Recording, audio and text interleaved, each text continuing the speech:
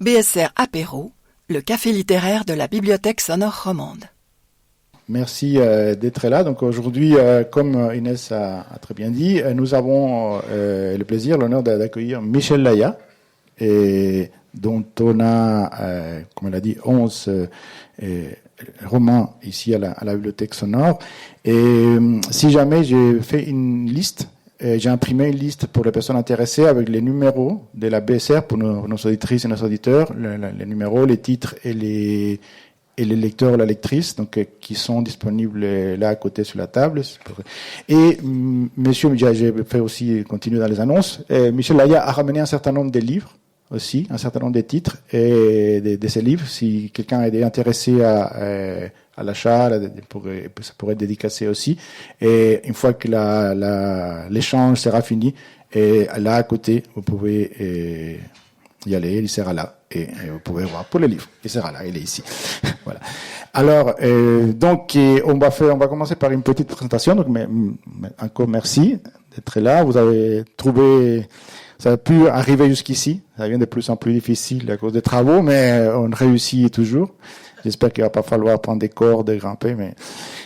Donc, alors aujourd'hui, on va parler un petit peu bien sûr des livres, d'un certain livre de Michel Laya, et je vais faire une petite présentation biographique. Et vous me dites s'il y a des erreurs. Alors, vous êtes né à Fribourg, oui, vous êtes né à Fribourg en 1963, et vous avez étudié lettres à l'université de Lausanne. C'est ça. Mais avant, vous avez fait, je crois, une école de commerce. Alors, tant que vous dites pas de bêtises, je vous laisse parler, quoi. C'est ça. Ouais, c'est ça.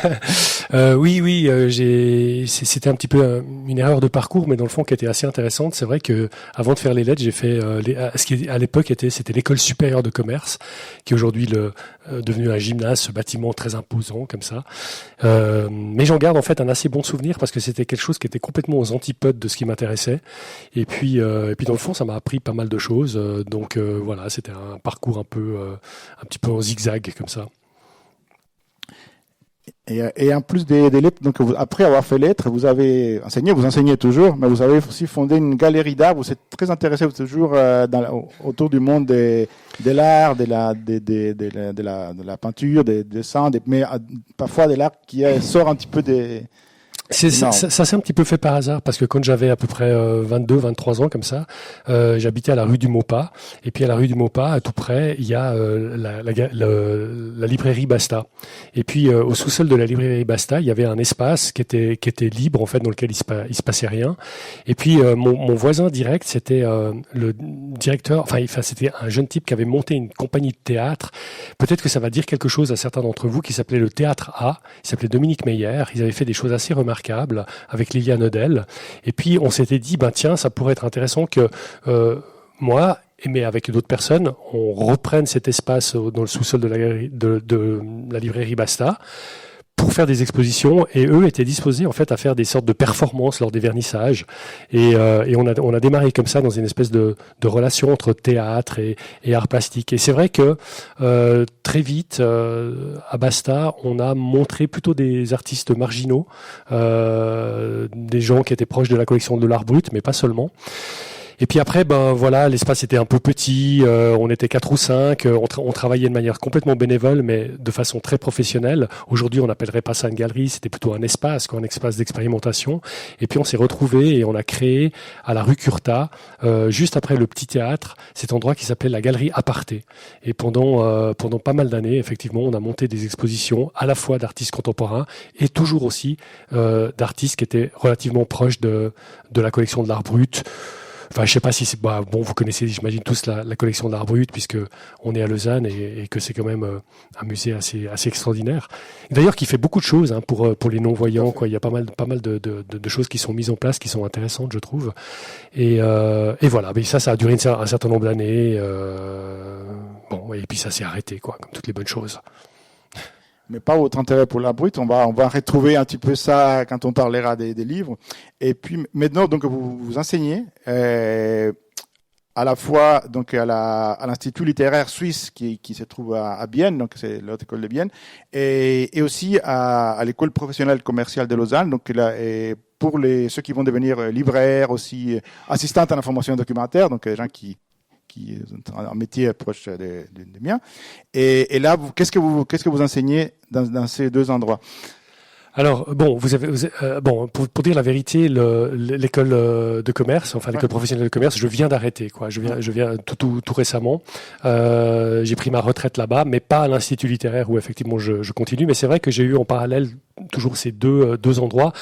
Pour moi, c'était assez intéressant parce que bon, alors effectivement, à l'école professionnelle de commerce, il y a les libraires, il y a les agents en information documentaire, mais ça, c'est toute petite section. Le gros des sections, c'est des gens qui font un apprentissage de commerce ou qui font un apprentissage de ce qu'on appelle gestionnaire du commerce de détail, c'est-à-dire des gens qui vont travailler dans la vente.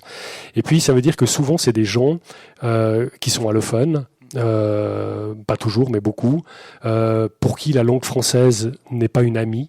C'est même plutôt une ennemie dans le sens où ils ont des difficultés avec le français, avec la lecture, ils en ont pas le goût. Le système scolaire aussi est ainsi fait que on peut vite être dégoûté d'une matière. Hein. Et puis moi, j'ai toujours mis beaucoup de cœur. En fait, c'est quelque chose qui m'a beaucoup intéressé de travailler dans cette école pour essayer de trouver une réconciliation un petit peu, si vous voulez, entre la langue et des gens pour qui cette langue n'est pas une amie. Donc ça, il y avait presque, j'ai envie de dire, quelque chose pour moi qui était presque de l'ordre d'un engagement politique dans cet enseignement. Et puis à côté de ça, depuis 20 ans, effectivement, depuis que cet endroit existe, j'enseigne à l'Institut littéraire suisse, qui dépend donc de la Haute École d'Art de Berne. Alors ça peut surprendre, hein, il y a encore beaucoup de gens qui ne savent pas que cet institut littéraire existe, mais en fait, vous voyez, dans une école d'art, il y a une section théâtre, il y a une section musique, il y a une section beaux-arts, et pourquoi il n'y aurait pas dans le fond une section littérature? Eh ben, depuis 20 ans, en Suisse, il y a une section littérature. Et puis là, évidemment, je me retrouve avec un public qui est tout à fait différent, puisque c'est des gens qui sont très soucieux de la langue, du langage, veulent pour la plupart devenir romanciers ou romancières. Donc voilà, je faisais un petit peu le grand écart entre des publics très très différents, et c'est quelque chose qui m'a bien intéressé, qui m'intéresse bien. Est-ce qu'on peut apprendre, enseigner à écrire? Non, certainement pas. Je pense que beaucoup de gens qui viennent dans cet institut et qui sont devenus écrivains, il y a des gens assez connus. Hein. Peut-être vous avez entendu parler d'Elisa Suat du Sapin ou de Thomas Flao. Enfin bon, voilà, il y a plein de gens qui ont publié beaucoup de beaux livres. Je sais pas. Je suppose qu'ils les auraient peut-être aussi publiés sans l'institut. Mais l'institut, c'est quelque chose qui permet d'expérimenter des choses. C'est une école, donc on expérimente. C'est quelque chose qui permet de gagner confiance.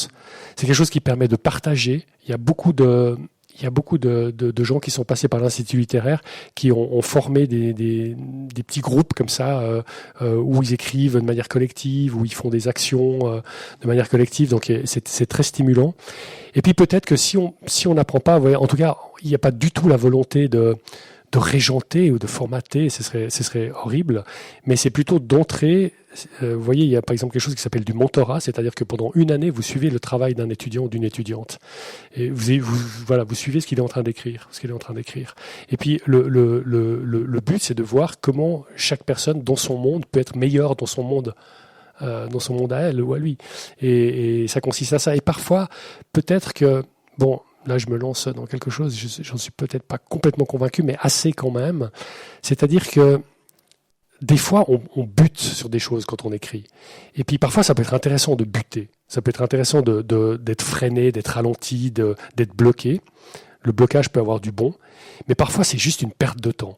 Vous voyez ce que je veux dire? C'est-à-dire qu'à un moment donné, vous butez sur quelque chose et puis il y a quelqu'un qui vous dit « Tiens, regarde, tu fais tac, tac, tac » et puis le problème, il est résolu.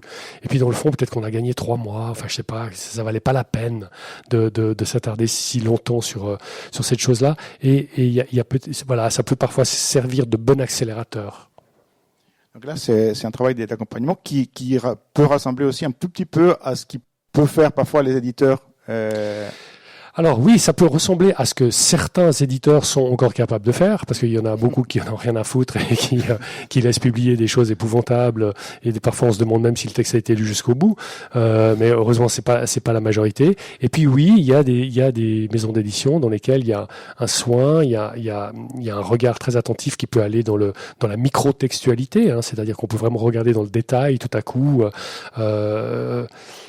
voilà, moi j'ai par exemple une éditrice, elle me dit en général des choses assez générales, mais tout à coup aussi un point très précis, elle me souligne un mot, elle me dit ça, j'ai l'impression que c'est pas le bon terme, ou, vous voyez, on peut aller dans ces détails-là, et évidemment c'est précieux.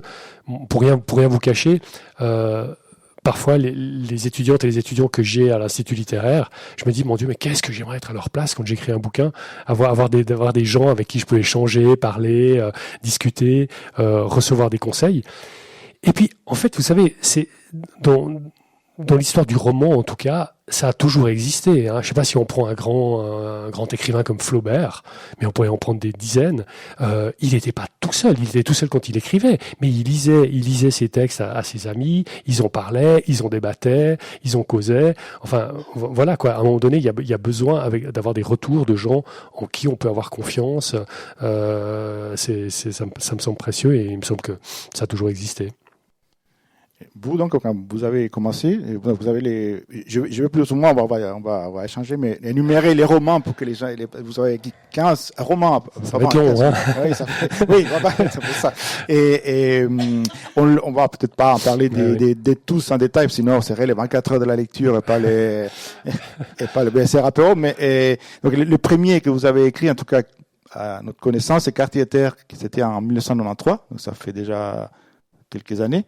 Et ensuite, il y a eu les cafés du professeur et Sigis aussi, qui était le troisième, en 98. Donc, j'ai l'impression que vous écrivez à peu près tous les 2 ans un roman. C'est 2-3 ans, ouais. C'est un vice, l'écriture. Vous voyez, comment se débarrasser de ces choses-là. Moi, j'ai toujours été quand même dans une logique véritablement, après avoir fait un livre ou deux, de me dire que j'étais pas tenu d'en faire un 3e, ou que j'étais pas tenu d'en faire un 4e. Et puis voilà, c'est-à-dire qu'il y a quelque chose qui s'énonce en 2 mots, quoi, très simple. C'est celui du désir et celui du besoin. C'est-à-dire que je continue à avoir et le désir et le besoin, je crois, d'écrire. Peut-être qu'un jour ça va se tarir, ça va s'arrêter, je ne sais pas. Mais tant que c'est là, je continue à le faire. Même si parfois c'est un peu étrange, hein, vous savez, parce que l'écriture c'est très long quand même. Ça prend du temps. Quand vous lancez dans un livre, ça veut dire que vous allez passer 1 année ou 2 ans ou plus avec quelques personnages, avec ce monde-là que vous êtes en train de mettre en place. Et puis toutes les heures et les heures que vous passez à faire cela, vous ne les passez pas à faire autre chose non plus. Donc ça veut dire qu'il faut aussi parfois refuser toutes les contrariétés. Et il y a de bonnes contrariétés qui viennent frapper à votre porte, quoi. Comme venir à un BSR apéro, voilà, au lieu d'écrire. Comment ? Comme venir à un BSR littéraire au lieu d'écrire ce matin. Ouais. Non, ça va. Ça c'est des bonnes contrariétés. Oui, c'est ça, il y a des bonnes contrariétés. Ouais. Alors, à l'an 2000, là, les 3 livres que j'ai mentionnés avant, c'était à l'âge d'homme. Mais après, vous êtes passé en 2001 à l'éditeur ou éditrice que vous avez encore aujourd'hui, qui est Zoé, oui, dans lequel vous êtes toujours. Pensez-vous que vous éprouvez de la satisfaction en restant chez Zoé? Je ne sais pas comment ça se passe au niveau de la...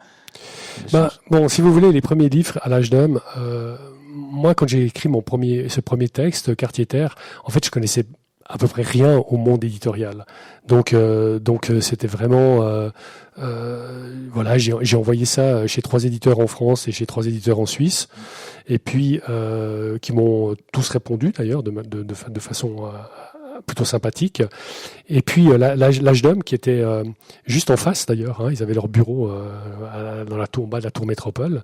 C'était à cette époque-là Dimitrievitch qui s'en occupait. C'était quand même la grande maison d'édition basée en Suisse romande, quoi. Ils avaient publié des prix Nobel, ils avaient un catalogue absolument incroyable. Enfin bon, voilà. Et puis et Dimitrievitch et Frochot ont tout de suite été séduits par ce premier texte, et donc je l'ai publié là-bas. Et puis, ça aurait peut-être pu continuer à l'âge d'homme, mais après l'âge d'homme, il y a eu une sorte de délitescence, hein, comme vous savez, c'est-à-dire qu'il y a eu la guerre en ex-Yougoslavie. Dimitrievitch a pris des positions qui étaient très tranchées. Bon, voilà, on va pas parler de ça. Et puis ça devenait très compliqué pour toutes sortes de raisons. Et moi, un petit peu ce qui m'a vraiment poussé à faire le pas, c'est qu'à un moment donné, c'était justement lors de mon 3e livre, il était censé y avoir un grand article dans une revue prestigieuse en France, et en fait l'article a pas pu être paru parce que c'était l'âge d'homme. Donc il y avait véritablement pour ainsi dire un boycott, hein, parce que voilà, il avait pris des positions pro-serbes très très fortes, et ça se payait en quelque sorte sur le plan éditorial. Et puis ouais, c'est assez fou. Mais et puis plein de gens me disaient, mais toi Michel, l'éditrice qui est fait pour toi, c'est Zoé.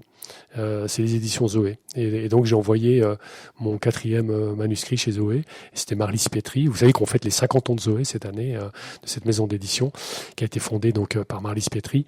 Et Marlys Petry a tout de suite pris ce texte, qui était d'ailleurs un texte assez difficile, assez compliqué, qui s'appelle Légataire. Elle n'allait pas faire un best-seller avec ce bouquin, quoi, ça c'était sûr, mais elle était très courageuse, et puis elle m'a, voilà, quoi. Après c'est une relation de confiance, quoi, qui s'est mise en place. C'est assez intéressant la relation qu'on peut avoir avec un éditeur et une éditrice. C'est pas de l'amitié, c'est pas que professionnel. Ça a un statut très particulier de confiance, d'écoute, c'est proche de l'amitié, c'est quelque chose qui est fait de beaucoup de connivence.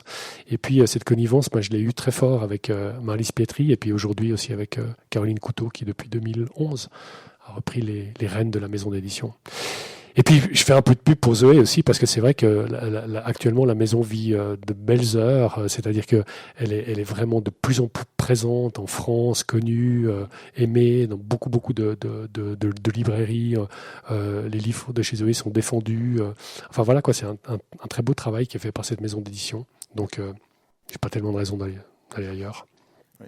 Qui est connu aussi pour l'attention portée à la qualité littéraire des textes. C'est pas dire que les autres n'ont pas de qualité littéraire, mais c'est la qualité de la langue en tant que telle, en plus du contenu. Oui, alors oui, bien sûr. Bon. Là, on pourrait avoir un long débat sur qu'est-ce qui fait qu'un texte est littéraire ou ne l'est pas.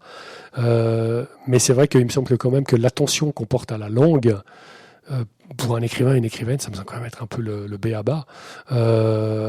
Même si cette attention portée à la langue, ça ne veut pas dire qu'on ne peut pas rudoyer cette langue, qu'on ne peut pas parfois la tordre ou lui faire un peu mal, quoi. Enfin, peu importe, hein, c'est pas juste un respect de la langue, ou c'est un respect qui peut être, il peut y avoir quelque chose d'irrespectueux dans le respect qu'on a à la langue. Enfin, c'est compliqué, mais c'est pas juste bien écrire, quoi. Ça voudrait pas dire grand-chose. Mais c'est vrai que les éditions de Zoé portent toujours attention. Ils sont quand même attentifs. C'est quand même plutôt des livres dans lesquels il y a quand même une trame narrative qui existe, hein, qui est présente. Et puis effectivement une attention portée à la langue, quelle qu'elle soit, quoi. À la texture. Ouais. Alors en 2003, vous avez toujours séché Pluie et les larmes de ma mère, qui du coup a gagné des prix. Donc là, parce que c'est important, je ne sais pas si du point de vue matériel, mais au moins pour qu'on parle davantage. C'est bon pour les lecteurs, pour que ça permet de faire connaître un nouveau livre, et pour l'auteur, j'imagine aussi. Donc ça a gagné les prix d'antan en 2003, ainsi qu'un prix populaire qui est le prix des lecteurs de la RTS. C'est vrai que peut-être que ça. Alors, Marlys Petry se battait déjà beaucoup pour se faire connaître en France, hein, pour faire connaître les éditions Zoé en France. Et c'est vrai que les larmes de ma mère, il y avait ces 2 prix qui sont 2 prix que j'ai reçus en Suisse, mais qui étaient 2 prix un petit peu contradictoires d'une certaine manière, effectivement, parce que le prix d'antan, c'est plutôt un prix, on va dire, donné par des gens qui sont un peu des spécialistes de la lecture, des universitaires, des profs d'uni, des critiques littéraires, etc. Donc qui placent des exigences littéraires assez hautes, et le prix du public de la radio, et comme son nom l'indique, est un prix du public, quoi. Donc je suis pas du tout en train de faire un jugement de valeur, hein, c'est pas ça, mais juste pour dire que on est dans deux secteurs assez différents.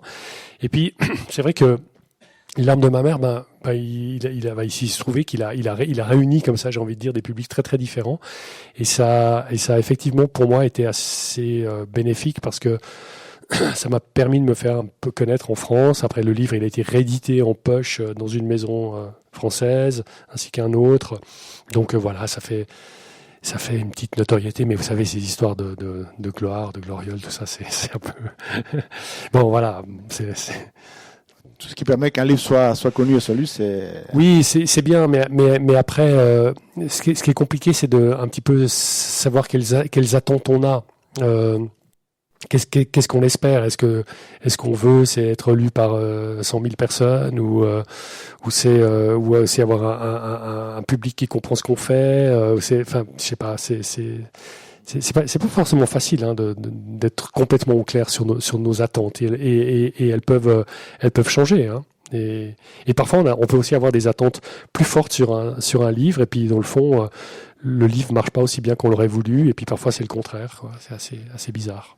Voilà, celui qui est venu après, la joyeuse complainte de l'idiot, elle a bien marché, si je ne m'abuse. Plutôt bien, oui. En 2004. Et il y a un autre livre dont j'ai trouvé, on n'en parlait presque pas, pourtant je l'aime beaucoup, qui est « Il est bon que personne ne nous voit ». Et c'est un livre qui, je ne sais pas pourquoi, n'a pas eu autant de critiques, et c'est un livre qui est extrêmement intéressant, et par plusieurs raisons, notamment par les thèmes, certains des thèmes dont on parle, et qui sont très actuels. Bon, il y a l'histoire de la fin de vie, un peu de manière racontée un peu assez originale pour ces sortes d'exit à l'envers, je sais pas comment on pourrait dire ça. Et aussi, il y a la question qui est au milieu, un personnage qui est un des amis, c'est un groupe de jeunes, qui est toute la question des problèmes d'apprentissage, donc des dyslexies ou autres, qui sont très actuels et qui nous touchent. Et bon, c'est un livre qui, je sais pas si vous pouvez me parler un petit peu des... Oui, c'est vrai que c'est un livre qui a eu moins de succès que Les larmes de ma mère ou La joyeuse complainte de l'idiot. Peut-être, je fais une toute petite parenthèse encore. Peut-être aussi pour dire que vous l'entendez juste dans ces deux titres, hein, Les larmes de ma mère, La joyeuse complainte de l'idiot. On sent bien qu'on va être dans deux univers complètement différents, qui n'ont pas forcément grand-chose à voir l'un avec l'autre. Moi, ça c'est peut-être quelque chose qui parfois déroute mes lecteurs, mais enfin maintenant ils y sont aussi d'une certaine façon habitués. C'est-à-dire que si je porte toujours une grande attention à la langue, on aura peut-être l'occasion d'en reparler, mais ces langues peuvent être assez différentes les unes des autres. C'est-à-dire que je sais pas, je me trouve toujours embarqué quand j'écris un livre dans un univers qui change d'un livre à l'autre, quoi, qui peut être complètement différent. Et puis j'aime trouver la mélodie, le rythme, la scansion, la couleur, qui soit la plus juste par rapport à ce qui est en train de... Voilà, ce qui est complètement spécifique à ce qui est raconté. Et c'est clair que l'écriture des larmes de ma mère, c'est pas du tout l'écriture de La joyeuse complainte de l'idiot. Et puis, pour revenir ensuite au livre qui a suivi, donc Il est bon que personne ne nous voit. D'ailleurs, un titre pas possible, quoi. Bon. Je vais vous faire une petite confession, quoi. C'est un titre en fait que j'ai volé, que j'ai volé dans un vers de Pessoa. Je sais plus dans quel poème de Pessoa il le termine parce qu'il est bon que personne ne nous voit. Et ça se cadre tellement bien que voilà. Les écrivains font des emprunts comme ça hein, parfois. Et puis, donc effectivement, ce livre, il y a un personnage qui s'appelle Raton, comme vous le dites. Hein. Mais peut-être juste pour situer, le livre, il est en deux parties. Au début, le narrateur a une quinzaine d'années et il va vivre son premier amour. Et à la fin, il a plus de 88 ans, je crois, quelque chose comme ça. Et il est dans un EMS. Et il vit de manière platonique avec une infirmière qu'il aime beaucoup. C'est platonique parfois. Mais... Ouais, voilà, une sorte de son dernier amour. Et puis, vous avez dit une sorte d'exit inversé. C'est vrai qu'à cette époque-là, donc bon, ça date un peu. Je m'interrogeais beaucoup sur la fin de vie, et je me disais, ça serait assez passionnant d'imaginer d'avoir ce qu'ils inventent un peu dans cette EMS, d'une certaine manière, où l'idée qu'ils ont, c'est que les patients, pour rester en vie, doivent prendre tous les matins une pastille. Et puis, parce que s'ils ne la prennent pas, il y a quelque chose qu'on leur a injecté qui va en fait les tuer. Donc ceux qui sont d'accord, hein, évidemment. Et puis donc ça veut dire qu'on accepte le fait que quand j'ai plus la capacité, la conscience de pouvoir prendre cette pastille, ça veut dire que dans le fond, je décide qu'il vaut mieux que je meure. Voilà, c'était un petit peu ça l'idée, quoi. Enfin voilà, c'est l'idée c'était aussi de pouvoir discuter de toutes ces questions-là. Et puis dans la première partie, il y a notamment ce personnage où quand le narrateur a 15 ans, il a un copain qui s'appelle Raton, qui effectivement, alors ça amène, moi je trouvais que ça amenait quand même des touches d'humour assez drôles, quoi, parce qu'il se plante toujours sur les mots. Alors il dit par exemple que il pouvait plus aller chez plus où, puis qu'il était personne non gratata, ou bien il joue de la guitare, puis il confond plectre avec spectre. Enfin voilà quoi, il fait toujours des confusions comme ça de mots, et en même temps c'est un personnage qui est très touchant, quoi. C'est malheureusement, enfin on n'a pas envie de plaisanter là-dessus, mais il croit que la bande à Gaza c'est une bande de copains, quoi. Donc lui il veut faire la bande à Raton. Enfin bon, voilà, mais il a 14-15 ans, quoi. Enfin, bon, mais... Oui, et je pense qu'on va peut-être faire une sorte de voyage inversé pour commencer par la fin. Après, on parlera d'autres livres pour un peu revenir, parce que bon, il y a d'autres livres qui ont des prix, le Souterre probablement notamment, mais on va revenir certainement. Mais on va peut-être faire un saut, si vous me permettez, pour aller vers les derniers. Et après, on fera un petit voyage vers l'arrière. Et le dernier livre, c'est Deux filles, donc les derniers publié, je sais pas, on parlera après de ce que ça serait en train de faire, qui est de 2024, et donc c'est un livre de dernier Deux filles, oui. Deux filles, il est publié en 2004. Il est disponible à la BSR. Je peux vous donner même les numéros. C'est 76817. Oui, vous le verrez après. Et donc, alors, Deux filles, c'est un livre qui, alors, par ceux qui connaissent Michel Laya, ses autres livres, c'est vrai que, comme vous disiez tout à l'heure, il y a un changement des styles par rapport à peut-être au livre précédent. Il y a quelque chose qui est déjà, avant de parler du contenu en tant que tel, il y a même si les contenus est assez dense, intense, parfois même qui pourrait être même polémique dans certains aspects, il y a des styles, à mon avis, en tout cas, il y a une certaine sobriété dans la manière, dans l'expression. Peut-être que ça vient du fait que le narrateur de ce livre de filles, c'est un preneur d'images, c'est un cinéaste, un caméraman très doué, et je pense qu'il y a peut-être quelque chose qui est lié à ça, c'est-à-dire que c'est comme des successions, peut-être parfois en tout cas, d'images comme ça, comme une caméra qui se poserait et qui regarderait d'une manière plus ou moins objective, parfois en tout cas, ce qui est en train de se passer. C'est peut-être ça qui a amené un style. Bon, après vous dites plus simple. Vous avez dit, oui, exubérant peut-être qu'il y a dans certains. Mais oui, bon. C'est difficile de parler comme ça parce qu'on est quand même face à quelque chose d'assez abstrait. Hein. On entendra peut-être des extraits ensuite, mais la simplicité, de toute façon, ça reste aussi quelque chose d'essentiel, quoi. Vous savez, la simplicité est exactement le contraire de la facilité, quoi. Il y a rien de plus difficile que d'atteindre parfois une certaine facilité, ou en tout cas de donner cette impression que tout est simple. Mais en général, quand on a l'impression que tout est simple, c'est que tout a été très travaillé. Mais bon. Justement, j'ai profité pour la question que j'aurais dû vous poser avant par rapport au style. Là, vous avez dit que chaque livre amène une approche. Mais cette approche s'est faite, disons, en amont, c'est-à-dire où est-ce que ça fait en faisant, si j'ose dire? Non, elle se fait plutôt en amont, dans le sens où à un moment donné, chaque livre a sa genèse, chaque livre a son histoire, chaque livre implique un certain nombre de choses qui peuvent être différentes de l'un à l'autre. Mais en tout cas, par rapport à la question que vous me posez, pour moi, je sais que je peux passer beaucoup de temps sur 2 ou 3 pages, parce que j'ai des éléments en tête de ce que va être le livre. Je sais pas tout, je sais jamais tout, évidemment, mais j'ai quelques éléments en tête de choses qu'on va trouver dans le livre à coup sûr. Et puis après, on pose des éléments de base, quoi. C'est-à-dire qui parle, éventuellement à qui est-ce qu'on s'adresse. Il peut y avoir quelqu'un. Voilà, le livre peut être adressé. Et à partir de là, il faut que je trouve l'écriture qui soit la plus juste possible. Et si on prend par exemple la complainte de l'idiot, justement, je me souviens que là, ça a été très très difficile dans le sens où je pense que j'ai vraiment passé des semaines et des semaines et des semaines à écrire 2 pages, 3 pages, parce que je voulais vraiment quelque chose qui soit juste, qui soit ajusté, qui soit au plus près de ce qu'était ce narrateur. Et puis à un moment donné, quand l'écriture est là, si vous voulez, là je peux faire le livre. Mais je peux pas l'avancer. Je peux pas avancer tant que l'écriture est pas en place. Après, ça peut un peu bouger aussi, un tout petit peu. Par exemple, sur Deux filles, justement, le dernier livre, le narrateur au début avait des pointes un petit peu parfois légèrement sarcastiques ou voire même un peu sardoniques. Il y avait un petit peu de sarcasme dans sa voix. Et puis plus j'avançais et moins il y en avait.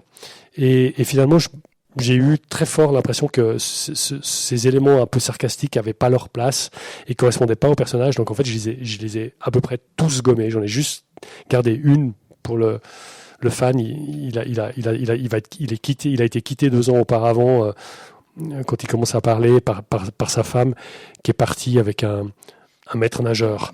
Et puis donc lui qui déteste nager, il se moque un peu de ce maître nageur. Voilà, c'est le seul élément un peu sarcastique. Et puis il y a un autre petit sur implique sur les petits copains de sa fille qui est un écrivain suisse qui est un petit peu malmené, mais c'est vrai. Et alors cette histoire, justement, parlons-en. Donc c'est ce monsieur, c'est caméraman qui a une fille, enfin un principe, une fille qui revient de loin d'un voyage et là il va venir avec une surprise, enfin plus d'une surprise. Oui, alors bon, il y a beaucoup de choses. Alors je sais pas. Bon voilà, j'ai été invité de temps en temps pour parler de ce livre. Au début, en tout cas, par rapport à la presse, j'avais plutôt tendance à pas dévoiler parce qu'il y a un petit effet de suspense dans le livre, mais en même temps, si on voulait parler de façon intéressante du livre, il faudrait pas hésiter à dire ce qui se passe. Et puis, tant pis. Enfin, je vais spoiler un peu, mais ça empêche pas le plaisir de la lecture et puis surtout de se confronter en fait aux vraies questions que pose ce livre. Parce qu'effectivement, cette fille, elle revient, mais elle revient pas avec son copain qu'elle a quitté. Elle revient avec une fille dont elle est amoureuse. Donc voilà, c'est un couple de femmes, mais elles ont 24 ans. Hein, voilà, elles sont très jeunes et elles s'installent. On est à Paris. Elles s'installent en fait dans l'appartement du père. Et puis le père, au fil des premiers chapitres, est complètement troublé par la présence de cette amante de sa fille, qui s'appelle Célène. Sa fille à lui s'appelle Olga. Et il sent naître quelque chose un trouble, quoi, qui l'envahit de plus en plus. Et puis, pour aller très vite, et pour vous montrer, en fait, quelles sont les questions qui sont posées par ce livre, on va apprendre que cette fille, son père n'est pas son père génétique, cette Célène. Et on va aussi apprendre que le narrateur, quand il a passé quelques années à Lausanne, où il est venu enseigner à l'École ou quelque chose comme ça, il a été un donneur de sperme. Voilà. Moi, j'aime bien cette question de don, quoi. Vous m'avez dit, Nino, quand on s'était croisés, que en France on parle des donneurs de voix. Mais en fait, je trouve que c'est assez joli, quoi. Les donneurs, on peut donner son sang, on peut donner sa voix, on peut donner son sperme dans une démarche qui me semble peut être assez altruiste, quoi.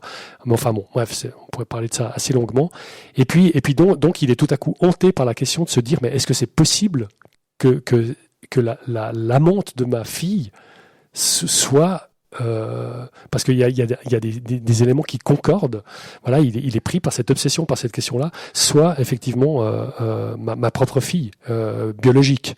Voilà, donc ça pose ces questions-là. Et alors si vous le lisez, vous découvrirez. Je vais peut-être pas le dire, mais quand même juste une question assez intéressante, parce que j'étais il y a pas si longtemps à la Maison Rousseau de la littérature à Genève avec Ernest Ansermet, qui est un pédopsychiatre et psychanalyste à Lausanne, bien connu. Peut-être ça vous dit quelque chose. François Ansermet, qu'est-ce que je dis, Ernest Ansermet, mon Dieu. Non, Ernest, ce serait compliqué. François Ansermet, pardon. Oui, lapsus. Hein. C'est pour ça que je mets des personnages qui ont des lapsus, parce que moi je suis assez fort avec les lapsus.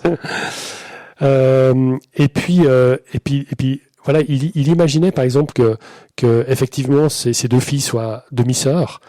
Puis il était là, puis il était complètement fasciné par ce cas de figure. Puis il me disait, mais voilà, j'imagine dans mon cabinet que ces deux filles débarquent. Qu'est-ce que je leur dis? ou que le père débarque. Enfin bon, il était là, alors il était en ébullition avec tout ça. On a passé une bonne soirée, bref. Mais voilà, pour dire que ce livre pose les questions qui sont des questions très réelles aujourd'hui de PMA, donc de procréation médicalement assistée, d'infertilité, qui sont des choses en fait qui concerne peut-être plus de personnes qu'on imagine et qui sont abordées pas. C'est pas non plus le sujet principal du livre, parce que le sujet principal du livre, pour moi aussi, c'est la passion que vivent ces deux filles. Bon, peut-être je vous coupe. Non, c'est vous. Ouais, c'est une fille qui s'appelle Olga, c'est sa fille, et à lui, et c'est l'aînée, c'est l'amie, qui est l'amie sœur, et donc il y a un travail avec les noms. Donc je pense que on vous a déjà dit, c'est l'aînée, bon, c'est un peu la lune, Olga, c'est côté sacré, je crois, ça vient des sacrés. Mais en fait, en faisant un petit peu de la psychanalyse de comptoir, quand vous dites c'est l'aîné, on entend c'est l'aîné. Ouais, très bien. Joli. J'ai pas pensé. Voilà, l'inconscient fait son travail. Ouais, très bien. Peut-être que pour lire ces passages, vous parlez la découverte, enfin ces mouvements entre ces filles qui vient avec sa fille à lui. D'ailleurs, il y a une ambiguïté aussi dans deux filles qui peut être deux filles. Deux jeunes filles ou deux enfants. Le mot fille en fait pose cette ambiguïté, parce que si vous êtes un père, vous allez dire j'ai une fille, j'ai une fille et j'ai un fils. Mais en même temps, fille c'est aussi le féminin de garçon. Donc voyez le mot fille il est polysémique quoi. Il dit à la fois le contraire du garçon, enfin l'opposé du garçon et l'opposé du fils. Donc il y a effectivement voilà, on est pris dans cette ambiguïté. Donc là, pour mettre un petit peu des qu'est-ce que je lis alors, dis-toi. Ici, et là, on touche aussi à notre élément dont on va parler, qui est un personnage qu'ils vont découvrir. Et puis depuis ici, peut-être jusque là. Voilà, d'accord. Là, c'est ce moment où il commence à sentir quelque chose d'étrange. Nous sommes arrivés, haletants, rue de la Roquette, guillerets comme des gosses qui ont déterré le trésor de l'île au trésor. 35. Il y avait 35 cahiers, comme autant de fruits défendus. On s'exclamait, on s'interpellait, on se montrait une page ou une autre, on aurait voulu d'un regard tout voir, tout saisir. Les dessins d'Amandin s'animaient, on était bouleversés, trop émus peut-être. On a rangé les cahiers, il fallait se calmer, attendre un meilleur moment. À défaut de sabler le champagne, on a décapsulé 3 bières. Les filles se sont habillées pour la nuit. Les nuisettes en soie d'Olga, Hélène y prenait goût.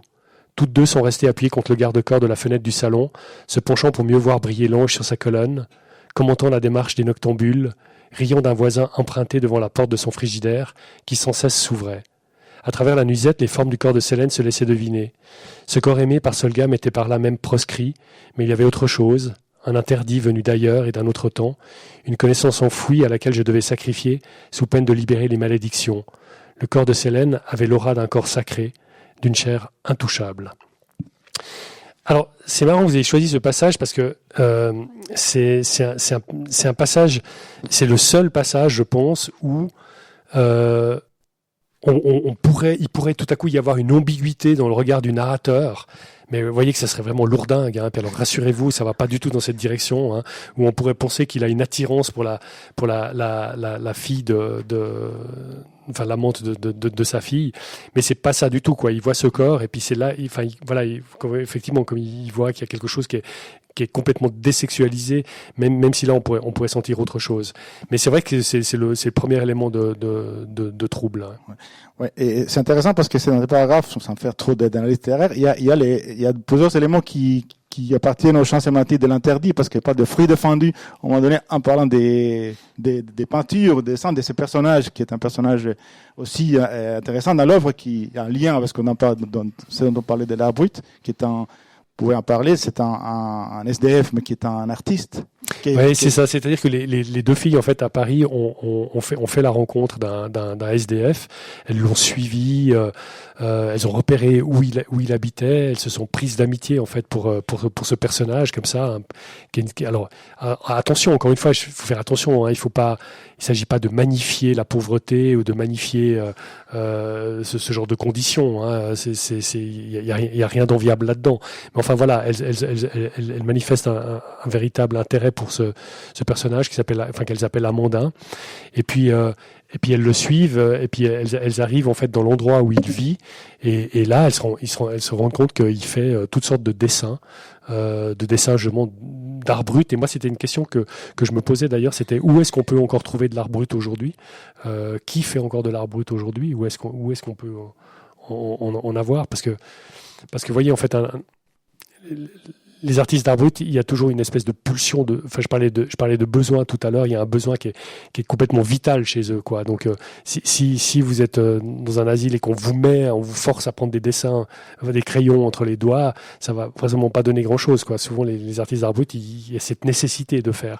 Et là cet Amandin, il a cette nécessité, et voilà, quoi. Donc elles vont découvrir, ça va traverser un peu tout le livre aussi. Elles vont découvrir des dessins absolument magnifiques de ce personnage, que j'ai d'ailleurs un petit peu inventé en pensant à des auteurs d'art brut que j'avais moi-même connus. Enfin bref. Alors, là, il y a ces découvertes, donc elles sont liées par plusieurs choses. C'est ces deux filles, déjà l'amour, mais des intérêts, des buts, comme seulement mettre en valeur cette découverte, ces personnages qui sont découverts. Et en effet, pour rompre un peu cette ambiguïté dont vous parlez, peut-être que je vous oblige presque à aller à un autre passage, à lequel on va voir ça parle de cet amour entre elles, mais aussi de la détresse un peu du père, parce que c'est aussi un roman sur le père, sur la paternité, et dans lequel ils savent déjà, ils savent, comme on a rompu les suspens, on peut le dire, et ils savent qu'ils sont sœurs, mais en même temps, ils s'aiment, et donc c'est compliqué. Et là, peut-être si vous avez l'amabilité de lire depuis jamais jusqu'à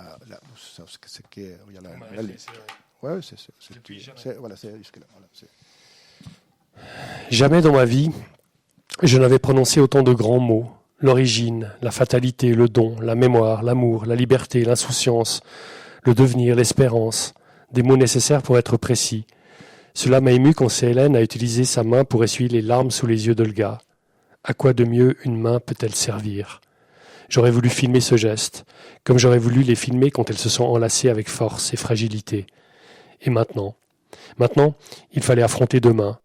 Pour rien sur terre, Olga ne voulait perdre Hélène. Elle n'avait pas de crainte. La passion primait. Leur accord parfait ne sonnerait pas moins juste après cette révélation. Pourquoi devrait-elle renoncer au matin d'amour, à leur jeu, à leur désir, à leur tendre bagarre, à tout ce qu'elles allaient inventer ensemble ? Olga avait tranché. Rien n'aurait le pouvoir de leur voler leur union. Elles continueraient de s'accompagner l'une et l'autre. Elles s'aimaient trop pour qu'il en soit autrement. Les péchés du monde, elles s'en balançaient. Au diable, au diable. Ça s'arrête là ? Ouais. Donc c'est un passage qui est très fort et qui montre, je sais pas comment ça a été reçu, parce que c'est assez fort. Il y a une histoire d'amour entre deux filles qui maintenant est tout à fait, bon, on peut dire normal, mais là il y a autre chose qui va encore plus loin. Oui, pour Hélène, ça va être plus compliqué. Elle va, apprenant cette nouvelle, elle va avoir besoin de se retirer, de prendre un peu de distance, de se repasser peut-être le film de leur rencontre pour essayer de comprendre comment ça se fait qu'elle ait été attirée par cette fille-là, quoi. Quels étaient un peu les signes, c'est quoi cette histoire de destin, quoi. Comment ça a pu se mettre en place. Mais ceci dit, même si ça peut paraître comme ça un peu abracadabrantesque, je sais pas comment dire ça, justement quand en fait François Ansermet, il se trouve que voilà, on était invités ensemble à ce truc, mais moi je le connaissais un petit peu, et quand j'étais en train de rédiger le livre, j'avais été le trouver aussi, et je voulais quand même lui parler un peu de l'argument du livre, puisque lui a beaucoup travaillé avec des gens, je perds ma voix. Il a beaucoup travaillé avec des gens qui pratiquaient des PMA, ou des enfants qui étaient issus de PMA. Donc c'est un domaine qu'il connaît très bien. Et puis je voulais juste lui demander si cette histoire était plausible, simplement, quoi. Parce que quand même, il faut que vous sachiez que, grosso modo, un donneur de sperme, il va remettre son sperme, il va en donner du sperme pendant de 2 mois à 1 année. Ce sperme va être utilisé. On manque de donneurs, hein, donc il va être utilisé, et curieusement il va être utilisé assez rapidement, et dans un secteur géographique qui est pas très étendu, pas aussi étendu qu'on peut l'imaginer. Et lui il me disait, mais des situations comme celle-là et d'autres, on va en avoir de plus en plus. Enfin, il faut s'y préparer. Oui, c'est tout à fait plausible. Donc voilà, pour moi c'était assez intéressant d'avoir quand même cette réponse. Voilà, même si les probabilités restent faibles, hein, mais elles peuvent arriver. Et puis, il y a une sorte justement, l'amour, cette relation est plus forte qu'est-ce qui est plus, comme elle dit, au diable. Et je pensais à un livre qui est beaucoup plus ancien, qui est Les Légataires, justement, dans lequel il y a un personnage, il y a une relation aussi, il y a un début enfin, en tout cas, une relation proto-incestueuse, où un personnage dit, est-ce un crime d'aimer sa sœur? Oui. Et là, c'est quelque sorte d'une réponse, mais d'une autre manière. Oui, c'est vrai. Dans les légataires, il y a une relation très forte entre un frère et sa sœur. Mais peut-être aussi, c'est que, voilà, la question de l'inceste, il y a plein de magnifiques livres aujourd'hui qui ont été publiés, qui sont sortis sur ces questions. Alors, il faut qu'on mette les choses bien au point, quoi. L'inceste est une abomination. Il y a zéro doute là-dessus. On va pas tergiverser. Mais peut-être tout à coup que le livre, parce que voilà, c'est deux demi-sœurs génétiquement. Vous voyez, là, on est dans un cas limite, quoi. On est dans un cas, ça touche l'inceste, mais il y a pas ici quelque chose de monstrueux, ou il y a pas quelque chose de terrifiant ou d'affreux, quoi. Il y a une méconnaissance à la base. Voilà, il y a une méconnaissance à la base, et puis, mais après, qu'est-ce qu'on fait avec ça? Donc voilà, il y avait toutes ces questions sociétales qui étaient aussi là, qui arrivaient. Mais peut-être aussi, j'aimerais préciser quelque chose parce que parce que c'est un autre élément pour moi qui est quand même essentiel dans le livre, c'est que ces deux filles, effectivement, elles sont assez différentes l'une de l'autre. Olga, elle est plutôt intellectuelle, un petit peu plus introvertie comme ça. Célène, elle fait du maraîchage, elle a fait un apprentissage de maraîchère, elle travaille la terre, etc. Et puis elle se complètent comme ça l'une et l'autre, elles se contaminent, elles fusionnent presque ensemble avec des intérêts assez différents, mais finalement le point commun qu'elles ont, c'est qu'elles sont les deux, et je pense que dans une période qu'on vit aujourd'hui, notamment chez les jeunes, moi je le vois beaucoup, mais vous aussi j'imagine, où il y a de quoi être désespéré, hein, il y a de quoi perdre espoir par rapport à plein de choses qui se passent sur notre planète, mais elles sont quand même habitées par un élan de vie, par un allant aussi, et en fait je sais pas, je vais faire une petite parenthèse, je vois mon père par exemple, qui fait que de râler sur le monde, quoi. Comme beaucoup de gens, quoi, hein, et on peut pas lui donner tort. Mais des fois, je lui dis, et puis je vois ma fille, justement, qui, elle, râle aussi sur ce monde qui va tellement mal, mais elle, la différence entre ma fille et mon père, c'est que ma fille, elle se dit tout le temps, où est-ce que je peux agir à mon échelle? Qu'est-ce que je peux faire dans un périmètre petit? Où est-ce que je peux être utile? Où est-ce que je peux aider? Où est-ce que je peux apporter quelque chose? Et en fait, elle le fait. Hein, et elle s'engage dans toutes sortes de choses. Et finalement, ça donne sens et c'est une manière de résoudre cette espèce de poids, de l'impuissance qu'on sent tous, nous, hein, par rapport à ce qui est en train de se passer, quoi. On a quand même un fou furieux qui est en train de diriger le plus grand pays de la planète. Enfin, il y a de quoi avoir beaucoup d'inquiétude, quoi. Cette planète qui est en train d'être foutue en l'air. Enfin bref, quoi. On va pas tomber dans ces débats-là. Et puis je pense que ces deux filles, elles sont porteuses d'un espoir et aussi d'une partie d'une jeunesse qui essaye malgré tout d'agir concrètement. Et puis pour Célène, ça passe par le fait de cultiver la terre. Je pense que l'acte de résistance le plus fort qu'on peut faire aujourd'hui, c'est d'avoir un potager et puis de faire pousser ses propres légumes, quoi, et de consommer ça plutôt que n'importe quoi d'autre. Je pense que c'est un vrai acte de résistance par rapport à beaucoup de choses. Mais enfin bref, voilà. C'est vrai que, mais même au niveau de la relation, bon, on a encore quelques minutes. Ouais. Non, mais je regardais parce que je me disais peut-être c'est bien qu'on vous donne aussi la parole parce qu'on parle beaucoup là. C'est bien d'entendre les gens. Ouais. Ouais. Non, mais il y aura des questions. Puis c'est une question impérieuse. Mais je pense que vous allez en avoir certainement. Et dans l'histoire, où il y a bien sûr ces deux filles, il y a les pères, il y a Amanda, dont vous avez si bien parlé, qui est les élèves qui est pas dans le brut. Et du coup, ça me permet peut-être de faire une transition, peut-être un peu brusque, vers un autre livre, qui est un livre, donc, du coup, on revient un peu en arrière, 2016, qui est Louis Souter, probablement, un livre qui a gagné plusieurs prix littéraires, et qui parle d'un personnage, aussi en Suisse, et qui, pour le coup, c'est un personnage réel, qui a existé, donc, là, c'est notre approche, parce que vous devez, on va en parler, mais prendre des éléments réels pour construire un personnage, et là, un personnage qui, d'une certaine manière, proche aussi de l'art brut, dans sa manière d'écrire. Oui, alors Souter, c'est une longue histoire, ma rencontre avec Louis Souter. Par où commencer? Moi, je me souviens en tout cas, puisque le musée cantonal des Beaux-Arts de Lausanne en possède énormément. Ils ont 300-400 dessins. J'ai toujours ce regret très très fort. Je me dis, mais pourquoi il n'y a pas dans ce nouveau musée une ou deux petites salles où en permanence on pourrait voir des dessins de Souter? Mais bon, voilà, on a tous nos petites lubies, des peintures. Donc moi, j'avais vu des Souter quand j'étais jeune. Ça m'avait beaucoup impressionné, beaucoup intrigué. Je sais pas si j'aimais ça ou si j'aimais pas cette peinture. J'étais très déstabilisé devant ses œuvres.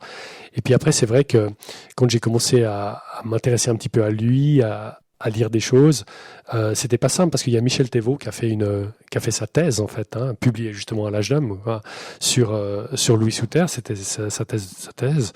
Qui était le directeur du musée de l'art. Qui était justement le directeur de la collection d'art brut, ouais. Et puis je me suis rendu compte que Souter c'était une espèce de chasse gardée en fait, que personne n'osait écrire quoi que ce soit sur Souter parce que en gros Thévaux avait un peu tout dit. Et puis c'est vrai que quand je me suis quand même décidé de me lancer dans ce livre, j'ai lu à peu près tout ce qui devait exister. Et puis je me suis rendu compte que dans 90% des choses, c'était un peu des redites de ce que disait Thévaux. Mais moi, évidemment, j'arrivais avec une approche tout autre, qui était une approche romanesque. Donc, après avoir lu toutes ces choses, je les ai un peu, d'une certaine manière, oubliées. J'ai sélectionné les moments qui me semblaient les plus saillants, les plus importants. Et puis j'avais aussi toutes sortes de blancs, de grands blancs, c'est-à-dire on savait qu'il s'était passé quelque chose, mais on n'en savait pas plus. Et puis j'ai un peu cherché à remplir ces blancs de la manière la plus vraisemblable possible. D'où le titre, aussi Louis Souter, probablement. Dans le sens, c'est probablement comme ça que les choses ont pu se passer. Et puis j'ai écrit alors là, je vous avoue que pour écrire ce livre, j'écris pas des très gros livres, mais celui-là un petit peu plus épais. Là, j'ai pris une année de congé dans mon école parce que je sentais qu'il fallait que j'aie tout le temps à disposition pour pouvoir vraiment m'immerger le plus possible dans ce monde. Ce que j'ai fait. Et bon, ça fait un peu bête de dire ça, mais c'est vrai que d'une certaine manière, voilà, on a le droit aussi d'être content à un moment donné de ce qu'on a fait. J'étais quand même assez content d'être arrivé au bout de ce livre. J'avais un peu d'appréhension en le remettant à Thévaux, avant qu'il, enfin voilà, parce que c'était un peu le. Et puis enfin bon, Thévaux a adoré le livre. Il a préfacé le livre en poche après, alors que vraiment bon, c'était pas gagné. Et puis là, c'était vraiment, si on revient à l'écriture, l'écriture ici, elle est très douce, même s'il y a de la violence chez Souter. Mais vous le connaissez, Souter, un peu ou bien ouais, ok. Parce que des fois, j'ai vraiment l'impression, je me dis que c'est le peut-être le plus connu des peintres inconnus encore, mais voilà, c'est qui n'était pas seulement peintre d'ailleurs, il était musicien. Musicien aussi, ouais. Et puis plutôt que peintre d'ailleurs, c'est plutôt un dessinateur parce qu'il fait d'abord des dessins. Donc c'est vrai que c'était tout à fait une autre approche d'écrire ce livre, comme Chevrolet d'ailleurs, les vies de Chevrolet. Mais j'ai entendu qu'il y a quelqu'un qui s'appelait Chevrolet. Oui. Mais c'est pas ces vies qui sont racontées dans. Non. Ouais. C'est vrai que c'est tout à fait une autre démarche. Mais là, c'est aussi parce que voilà, ces deux personnages qui m'ont beaucoup fasciné. C'est intéressant ce qu'on a parlé parce que justement, on a demandé s'il y a des personnes qui connaissaient. Et puis. C'est intéressant parce que quand vous écrivez un livre sur un dessinateur ou un peintre, il faut transcrire. Et c'est l'art aussi de montrer à ceux qui ne peut-être peuvent pas voir les dessins comment on perçoit un dessin. Et là, il y a des passages où vous le faites. Je vais vous vous faire lire encore des choses, oui, peut-être. Oui, alors il y a beaucoup de. C'est une longue affaire, mais c'est clair que si on est malvoyant, si on est aveugle, c'est vraiment effectivement comment mettre des mots sur une image. Hein. Et dans l'histoire de la littérature, c'est une vieille affaire. Hein, c'est ce qu'on appelle les exphrases. Voilà, c'est un terme un grec, quoi. Les exphrases ou exphrasis au singulier. Une exphrasis, en fait, ça consiste à décrire en mots, évidemment, une œuvre réelle ou imaginaire. Et celle qu'on considère comme étant la première exphrasis, c'est la description dans l'Iliade d'Homère du bouclier d'Achille, où voilà, il y a une description très très précise de ce bouclier qui est faite. Et puis ensuite, ça va traverser tous les siècles, et c'est quelque chose qui continue à se pratiquer. Alors ici, avec Sous Terre, c'est vrai que j'ai pris le parti quand même assez souvent de décrire des images, même si elles sont pas dans le livre, pour essayer de faire vivre en mots des dessins que personne ne voit dans le fond. Et donc c'est ça qui veut me faire lire. Entre autres, il y a plusieurs choses. Il y a ça, et puis il y a la perception. Comment est-ce que des personnes différentes perçoivent une œuvre, et selon la sensibilité. Ah oui, alors là vous mettez le doigt sur un élément qui a été fondamental pour ce livre, c'est-à-dire que il y a les dessins et je voulais multiplier les points de vue sur les dessins. C'est-à-dire que tout à coup il y a le dessin qui est vu par Sous Terre lui-même, il y a le dessin qui est vu par exemple la directrice de l'asile où il est enfermé, il y a le dessin qui est tout à coup vu par un enfant, il y a le dessin qui est vu, vous voyez, il y a toutes sortes de gens comme ça qui regardent, et puis chaque fois je me mettais parce que je crois que c'est aussi ça le métier d'écrire, c'est de se décentrer, quoi. C'est de se mettre un peu, d'essayer de se mettre à la place des autres, et donc d'avoir ces regards multiples sur les dessins. Dans le passage que vous nous donnez, c'est plutôt dans une famille, c'est la famille Epache, mais il y a la madame, monsieur, et puis il y a la jeune fille, donc qui ont des sensibilités différentes, et voilà, depuis les cafés jusqu'à. D'accord. Le café bu, Louis dit qu'il avait quelque chose pour ses hôtes. Du cartable en carton laissé près du piano, il sortit un dessin à l'encre de Chine qu'il déposa sur la nappe. On imagine bien comment les parents Pache se penchèrent, le visage crispé, cherchant dans le dessin la réponse à une énigme qu'on leur aurait posée. Ils voyaient distinctement émerger au milieu de ces traits nerveux un temple grec, une sorte de Parthénon, mais il n'y avait là pour ainsi dire aucune perspective. Les colonnes qui auraient dû donner un aspect de solidité paraissaient poreuses, se confondaient même avec le sol incertain. Et puis ces trois figures blanches juste suggérées, statues, saints ou fantômes, les inquiétaient dans leur blancheur de revenants. Les Pache ne savaient quel sens donner à la partie droite du dessin, composée de petits blocs de traits serrés qui convergeaient vers un centre immaculé, et le titre du destin, « Fatalité divine », ne leur était d'aucune aide. En bons protestants, ils s'abstinrent de toute remarque, remercièrent Louis de son cadeau dans un sourire forcé avec naturel. De son côté, Lucie regardait le dessin à l'envers, ce qui la dissuada d'y chercher d'abord des représentations. À cause de la tension entre les espaces blancs et les espaces noirs, le dessin bruissait, chargé de pulsions électriques. Lucie laissa son esprit se faire absorber par les tempos organiques de la plume, les rythmes ondoyants. Elle accepta de pénétrer dans des terrains méandreux sur lesquels elle eut l'impression de marcher, déséquilibrée à chaque pas, comme si l'univers instable à tout instant se contractait et se relâchait. La boule solaire, éblouissante de blanc, l'intriguait et l'attirait.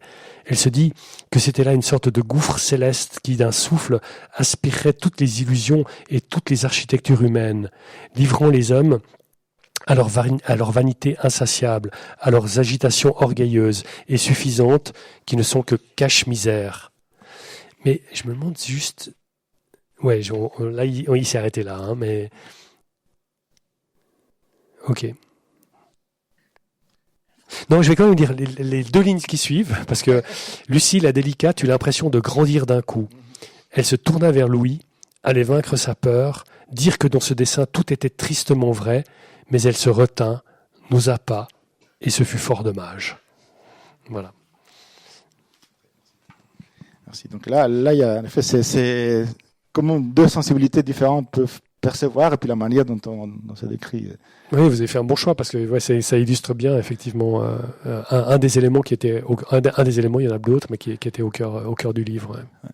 Il y a autre chose qui est présent dans ce livre, mais un d'autre, c'est je me demandais à un moment donné, moi-même, et je suis peut-être un peu tinant, mais si vous concevez une sorte comment dirais-je, des hiérarchies du point de vue de la sensibilité, pas tellement de l'intelligence, mais il y a des gens qui peuvent sentir, qui savent sentir, et les autres, ce qu'à une époque certains appelaient les Philistins, les gens qui ne perçoivent pas là, qui consomment, mais qui ne ressentent pas et qui se voient parfois. Je pense oui. Non, ce qui peut être m'attriste, c'est que j'ai l'impression que tout ça, c'est une question d'éducation. C'est-à-dire que je pense au départ, toutes et tous, on est fait pour développer une sensibilité fine et aiguë des choses, du monde. Mais pourquoi il y a tant de gens qui sont si peu sensibles? Moi, j'ai quand même l'impression, pour pas dire parfois complètement relationnellement handicapés ou à toutes sortes de niveaux. Je pense que c'est quand même quelque chose qui passe beaucoup par l'éducation. Et d'ailleurs, sans vouloir faire des grandes généralités, mais de temps en temps, allons-y quand même. J'ai l'impression que la différence est très palpable entre les hommes et les femmes. Parce que je pense qu'il y a encore des façons d'éduquer les garçons qui est très différente de celle d'éduquer les filles et qui a malheureusement tendance à corseter la sensibilité des petits garçons, quoi. Bon, je vais pas m'égarer sur des terrains psychologiques, mais il y aurait quand même, je crois, beaucoup à dire à cela. Vous souriez. Non, c'est intéressant parce qu'en effet, oui, je pensais aux deux filles et tout d'un coup, vous m'avez donné presque un pied pour parler des deux sœurs. Là, en effet, il y a, je sais qu'on va sauter un petit peu, mais comme on aurait pu rester les 24 heures de la lecture, on va essayer de faire plus court. Il y a en effet l'éducation, peut-être la sensibilité, mais aussi une manière d'appréhender le monde en général. Et je profite pour sauter parce que d'ailleurs, il y a deux personnages qui sont d'ailleurs aussi dans Lui sous terre, qui apparaissent à un moment donné, et qui étaient aussi dans un rêve des deux filles, et qui ont un livre à elles aussi, qui sont deux sœurs. Oui, alors pour que tout le monde comprenne bien, effectivement, il y a une douzaine d'années, j'ai écrit. Alors le dernier livre s'appelle Deux filles, mais il se trouve que j'ai écrit un livre qui s'appelle Deux sœurs. Voilà, et ce livre Deux sœurs, en fait, met en scène effectivement deux. Pour moi, c'est un livre très important, quoi. Ouais. C'est un livre en général que les gens ont ou adoré ou n'ont pas adhéré, quoi. Voilà, voilà. Donc il est assez. Un peu clivant comme ça, qui joue beaucoup sur les mots, sur le langage. On est tout le temps dans une espèce de pirouette assez allègre, quoi, côté funambule du langage, comme ça va, voilà, ça bouscule pas mal. Et puis ces deux filles, effectivement, qui ont 15-16 ans, elles vivent dans une maison. Leur père a été interné dans un asile psychiatrique, elles vont le trouver, parce que voilà, il a perdu la raison. Et puis leur mère, en fait, est partie. Mais on a décidé, les assistants sociaux ont décidé qu'elles étaient suffisamment mûres pour se prendre un petit peu en charge, moyennant quelques aides. Donc elles occupent une maison et elles sont, pour moi, l'incarnation. Il y a quelque chose de l'ordre du conte dans ce livre, de la fable, du conte. Elles sont l'incarnation d'une espèce de liberté absolue, mais joyeuse, c'est-à-dire que c'est comme si leur surmoi avait un peu cédé, mais pour laisser libre cours à des choses joyeusement impertinentes, quoi. Je sais pas comment dire ça. Et c'est vrai que, vous savez, quand on écrit, on va passer 1 année, 2 ans avec certains personnages. Il y en a quand même certains avec qui on est mieux qu'avec d'autres. Moi, le livre qui a suivi celui-ci, ça s'appelle le tapis de course. C'est un personnage terrible. C'était plus compliqué, quoi, pour moi, d'être 1 année et demie passer mes soirées avec le narrateur du tapis de course. Mais enfin bon, c'était intéressant. Les deux filles, elles me font du bien, quoi. Elles sont ressourçantes, et c'est la raison pour laquelle, effectivement, je crois que depuis le moment où j'ai sorti ce livre, elles font une brève apparition dans tous mes livres. Donc ça peut tenir en 2 phrases, ou comme c'est le cas dans le Chevrolet, ou ça peut être nettement plus long.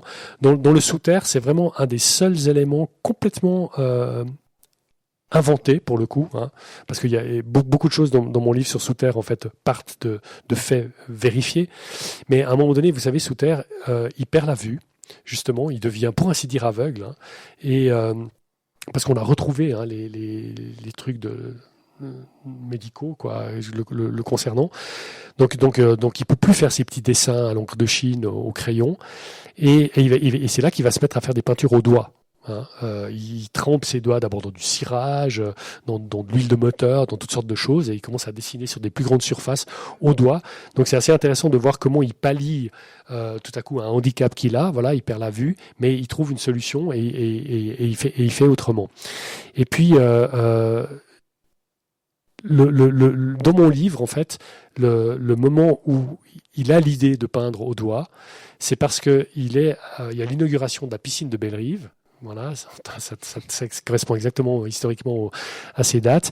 Et puis il est à l'inauguration de la piscine, ou juste après, il va se promener au bord du lac. Il y a des rochers qui sont là. Il fait attention. Et puis là, il y a les deux sœurs qui sont là.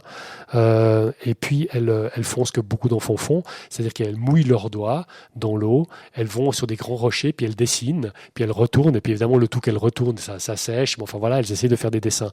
Et lui, il voit ça. Et puis voilà. Et c'est ça qui lui donne l'idée de peindre au doigt. Bon, ça c'est de l'invention. Mais c'est les deux sœurs, vous voyez, qui arrivent et qui se manifestent. Et qui sont aussi dans les rêves du père d'un de filles. Exactement. Ouais. Et dans Saint-Silque aussi, sont celles qui apprennent Saint-Silque, qui est un personnage où il y a une petite fille qui est une sorte de préceptrice qui s'appelle Silke, c'est ça. Et puis la petite fille, à un moment donné, ils sont dans la nature avec Silke, et puis elle lui a dit qu'il y a deux sœurs qui habitent dans une maison isolée, qui l'ont appris à attraper des lombrics, etc. Donc ils sont aussi partout, elles sortent, c'est un peu les lutins, tout est l'air. Exactement. Exactement.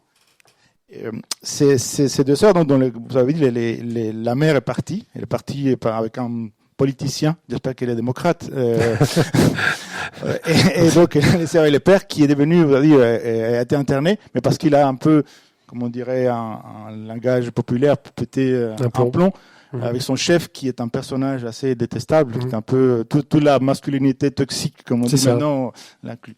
Ouais. Oui, c'est vrai que si j'ose parler de manière un peu vulgaire, quoi, c'est vrai que parfois dans mes livres il y a un peu des salauds. Hein, qui sont là, et puis voilà des personnages oui, un peu toxiques, mais qui sont plutôt en arrière-plan. Dans le tapis de course, il a plutôt pris le devant, quoi. C'est le seul où il est un peu au premier plan. Et en plus, le bibliothécaire, malheureusement. Ah oui, en plus, c'est le bibliothécaire, ouais. Ouais. Le tapis de course. Le personnage du tapis de course, c'est en fait le directeur général d'une grande bibliothèque, quoi. Et en fait, il use ses connaissances livresques de la pire manière qui soit, c'est-à-dire pour humilier les gens. Enfin, c'est terrible, quoi. Alors que là, les deux sœurs, elles font des bêtises, des choses folles, mais c'est plutôt pour exalter, pour mener les gens vers les hauts, pour les sortir de leur gond en quelque sorte. Et donc c'est faute d'énergie et d'énergie de la nature qui est à la fois dans les contenus, mais aussi dans les styles, dans la manière. C'est pour ça que vous imaginez déjà que je vais vous lire un petit extrait pour que les trucs comprennent. Alors j'ai juste dire que je remarque que tout le monde a plus de 18 ans ici, parce que ça peut heurter certaines sensibilités ou en stimuler d'autres, je sais pas, mais en tout cas, je vais vous lire un extrait.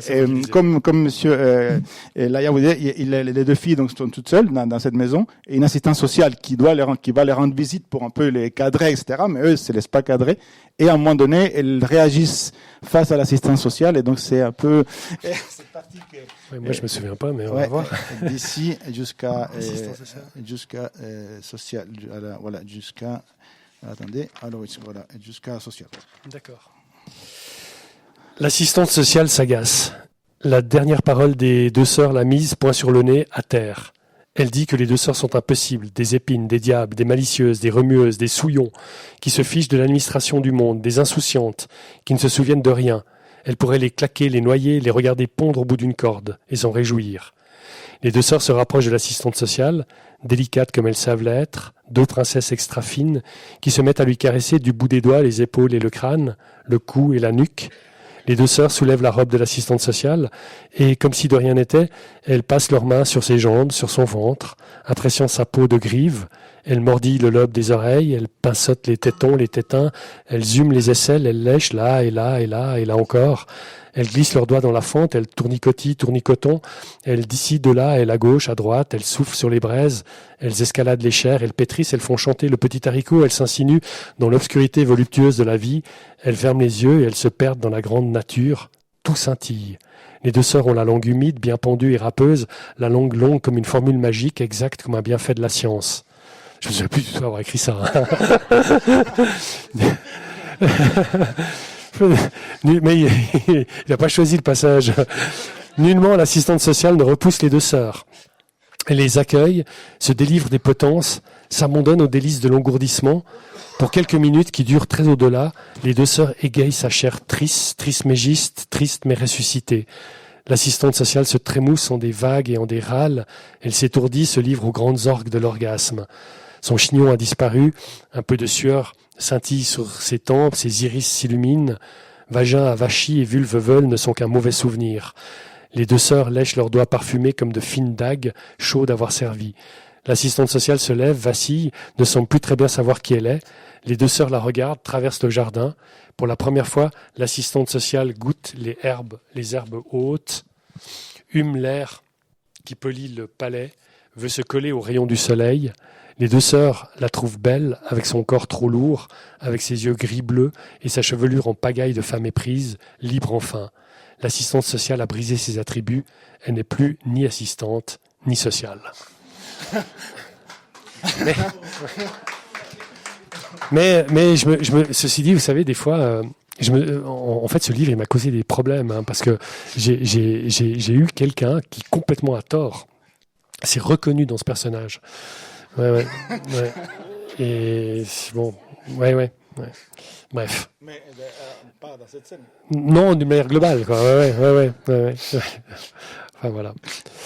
Mais c'est vrai que là, peut-être juste avec les extraits qu'on a lus des deux filles, du Sous-Terre et puis de ce livre aussi, vous voyez, même si c'est rapide, mais comment l'écriture peut quand même bouger, quoi, d'un livre à l'autre et être un peu différente, quoi. Ouais. Oui, c'est ça. C'est comment ça se plie au bout de ça se moule. Pour moi, ça marche comme ça. Après, il y a des écrivains. Je fais partie d'une catégorie d'écrivains pour qui ça se passe comme ça. Après, il y a aussi des écrivains. Et puis évidemment, il y a aucune hiérarchie ou quoi que ce soit. Il y a des écrivains où on a toujours l'impression que c'est un peu le même livre, quoi. En tout cas, on est toujours exactement dans la même écriture, dans le même monde, etc. Et puis il y en a d'autres. Je sais pas, peut-être si on prend deux cas extrêmes, un Modiano, quoi. On aura peut-être toujours l'impression d'être dans la même écriture. Et si on prend un Pérec, chaque livre va être complètement autre. Alors, presque pour finir, parce que les deux sœurs, elles sont bonnes. Donc, à un moment donné, elles sont bonnes, elles partent dans la nature. Ils sont en amoureux, pour les deux. Et, oui, ils sont rien comme les autres. Et donc, elles font un cadeau à cet amoureux. C'est un cadeau qui a à voir avec le métier de Monsieur Laya. Et là, je me suis permis, vous allez me tu sais, j'ai fait un petit collage, parce qu'on va parler un peu pour finir des débuts de l'écriture. Et j'ai fait un petit collage de ces sœurs qui vont partir, qui font ces cadeaux aux frères. Et je l'ai collé après avec un petit morceau de Cher Boniface, à un moment où il découvre, en fait, la joie du métier. Alors, si vous voulez, les deux. Je vous laisse le lire. Moi? Bah oui. Alors, moi, vous aurez en plus, en bonus, un accent. Mais alors les deux sœurs s'en vont, me dit. Et avant de fermer la porte du portail, les deux sœurs laisseront dans la boîte aux lettres un souvenir pour l'amoureux, donc l'amoureux qu'ils sont, un paquet de feuilles blanches. Parce qu'il faut écrire des livres, parce qu'il n'y a rien de plus important pour échapper au pire, pour s'éloigner du silence des assassins. Et ensuite, je saute vers Cher Boniface, qui est un autre livre. Boniface, c'est dans un train. Boniface, il peut faire grand chose et tout d'un coup, il va découvrir quelque chose. Et il cessa de penser et s'est mis à sentir. Les quelques éclairs s'est transformés en des longues phrases qui arrivaient jusqu'à Boniface par vagues, très lentement et sans qu'il n'ait rien à faire. Si écrire consiste à goûter cette délicieuse ivresse, j'ai craint de changer d'occupation, songea Boniface, en tournant une page de son carnet et en ses parents de ce que jugea être une véritable attitude d'écrivain qui montrait la voie. D'autres vagues venaient à lui. Boniface se laissait flotter comme au paradis, et il se désaltérait à cette encre profuse. Il avait la tête qui tournait dans les tourbillons d'une joie aiguë. Son âme était comme partie en voyage. Que là, c'est la découverte en quelque sorte du plaisir de l'écriture, et c'est une sorte d'extase comme l'assistance sociale, mais dans un autre sens, c'est le plaisir de la littérature. Est-ce que pour vous, ça s'est passé comme ça? Comment vous êtes arrivé à la littérature? En tout cas, ce qui est sûr, c'est que écrire, je l'ai dit tout à l'heure, c'est long. C'est difficile, c'est un peu un combat quoi aussi, avec les mots, avec les idées, avec la structure, avec plein de choses. Et c'est pas toujours pas facile. Parce qu'à un moment donné, vous dégagez du temps pour écrire. Je sais pas, tout à coup j'ai 2 jours pour moi entiers pour écrire, et puis en fait en 2 jours vous allez à peu près rien faire, ou vous allez écrire 3 lignes, ou voilà. Donc vous êtes jamais tout à fait le maître de ce qui se passe. Et puis parfois ça va plus vite. Il y a des moments comme ça. Il y a des moments un petit peu bénis où les choses se passent relativement facilement. Mais ce qu'il y a de sûr, c'est que malgré toutes ces difficultés, il y a des moments d'ivresse. Enfin, c'est banal ce que je dis, quoi. Mais il y a des moments d'ivresse. Vous êtes emporté, vous vivez quelque chose quand même qui est magnifique, quoi. Enfin, moi, j'aime ça. Même si ça se passe toujours dans quelque chose qui a peut-être à voir avec une forme de dissociation, quoi. Dans le sens où je pense que tous les créateurs sont des êtres un peu dissociés, c'est-à-dire que l'être que vous voyez maintenant ou que vous entendez en face de vous n'est pas complètement le même que celui qui écrit, dans le sens où il y a quand même un état et peut-être s'il fallait parler en termes psychanalytiques là aussi de comptoir, mais malgré tout il y a tout à coup la part de l'inconscient, quoi, qui arrive, qui affleure de manière plus forte, et qui vous dépossède peut-être un peu des choses trop rationnelles ou trop conscientes, et il peut y avoir quelque chose d'assez jubilatoire là-dedans. D'ailleurs, si on terminera peut-être là-dessus pour faire une boucle, quoi. Si on revient dans les artistes d'art brut, les artistes d'art brut, c'est des gens donc qui sont touchés par la folie. La folie n'est jamais drôle. La folie est toujours gage de souffrance. Là encore une fois, il faut pas romantiser ces choses-là, il faut pas plaisanter avec ces choses-là. Mais je pense que une grande partie des artistes d'art brut, au moment où ils créent, sont dans des états de bonheur et de jubilation intense que personne ne peut leur prendre et que personne ne peut leur enlever. D'ailleurs, j'allais faire, mais comme... Non, mais ces moments-là, quoi. Vous voyez, ces moments-là, ouais. D'ailleurs, c'est juste par une question de temps, je ne vais pas lire la fin de Louis Souter, parce que justement là, il y a ça. C'est ce moment de la découverte du style. Je ne sais pas si après, s'il sera le temps, si les gens aimeraient écouter, parce que c'est très beau. C'est cette fin où il va découvrir ce qui est dessiné, et c'est un passage qui donne exactement ce que vous dites là. Mais je ne sais pas, est-ce que vous le faites lire ou peut-être vous aimeriez poser des questions plutôt, parce que oui. Alors, comme Inès vous a dit, essayez de donner votre nom, c'est juste pour qu'on sache, les autres sachent aussi, et puis puissent échanger après. Voilà.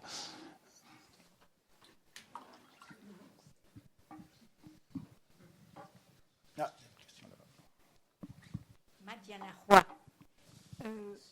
Vous dites que dans l'Institut littéraire où vous enseignez, un certain nombre d'étudiants ont envie de devenir écrivains, écrivaines. Quelles sont leurs motivations ? Alors, je pense que ça peut varier d'une personne à l'autre, et qu'il faudrait leur poser la question à eux, mais je crois que, comme tout étudiant qui va dans une école d'art, il y a là le fait de sentir en soi qu'on a envie de faire ça, parce qu'à un moment donné il faut décider, vous savez, à un moment donné c'est un choix, à un moment donné on décide aussi qu'on devient artiste ou qu'on fait ce choix-là, et moi je pense que eux ils sont pour la plupart d'abord habités par ce même désir d'écriture dont je parlais tout à l'heure. Je crois que c'est quand même un élément clé. Et puis après, il y a le fait qu'ils comprennent que l'Institut, c'est un endroit où ils vont pouvoir partager. Souvent, moi j'ai pas fait ça très longtemps, mais 2 ou 3 fois j'ai fait les séances d'admission, voilà, parce que on reçoit des dossiers, donc on trie les dossiers, puis après il y a des gens qui sont convoqués, et puis quand les gens sont convoqués, souvent il y a des gens qui disent en fait j'écris, mais j'ai personne à qui montrer ça. Voilà, je suis tout seul avec mon truc. Donc encore une fois, il y a cet échange très vite qui se met en place. Donc l'Institut permet ça. Je peux encore vous poser une question. Est-ce que vos filles, je ne sais pas quel âge elles ont, sont vos premières lectrices? Est-ce que vous êtes sensible à leurs réactions ou comment est-ce que ça se passe? Moi j'ai une fille, mais maintenant, voilà, je crois que j'ai la chance d'avoir une fille qui est intelligente. Voilà, un père qui parle de sa fille, c'est terrible. Non, mais ce que je veux dire par là, c'est que elle est présente dans certains de mes livres, d'une certaine façon, mais elle comprend très très bien ce que c'est d'écrire, c'est-à-dire que s'emparer de sensations ou de situations réelles, mais les transformer. Le fait qu'elles vont subir de grandes modifications et qu'elles vont s'écarter de ce qu'elle est elle. Donc oui, ma fille, comme d'autres personnes, m'influence. Enfin, je la regarde et je prends des choses, mais après, elle lit mes livres et elle comprend très bien ça. Elle comprend qu'il y a quelque chose qui a à voir avec elle et en même temps que ça a aussi peut-être d'une certaine manière rien à voir. Enfin, vous voyez ce que je veux dire. Donc ça se passe très bien. J'ai vu qu'à Renja, vous ne dédicacez pas vos livres, mais il y a vous mettez pas il y a un seul qui est à votre fille, qui est Louis Souter, justement, exactement, qui est Patrick Didisheim.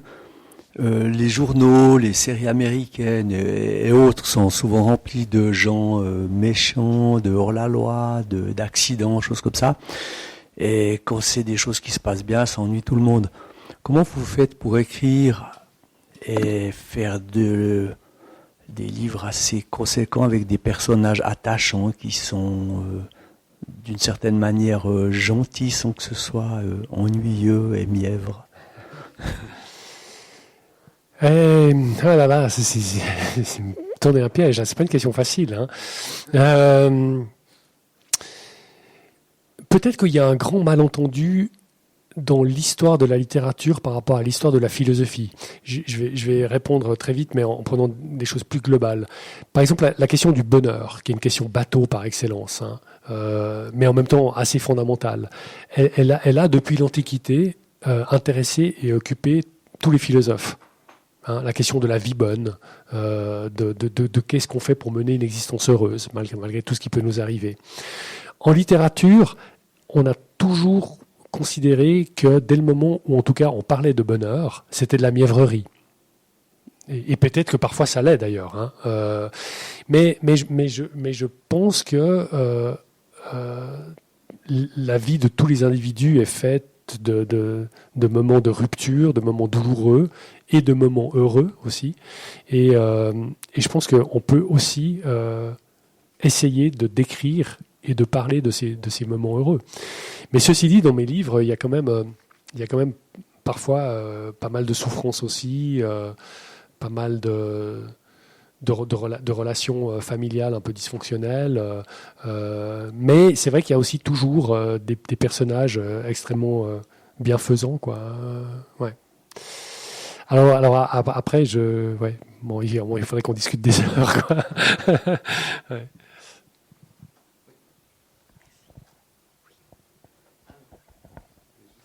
Bonjour, Philippe Brand. Je me pose la question dans quelle mesure d'écrire des romans si c'est pas une alternative à la psychanalyse.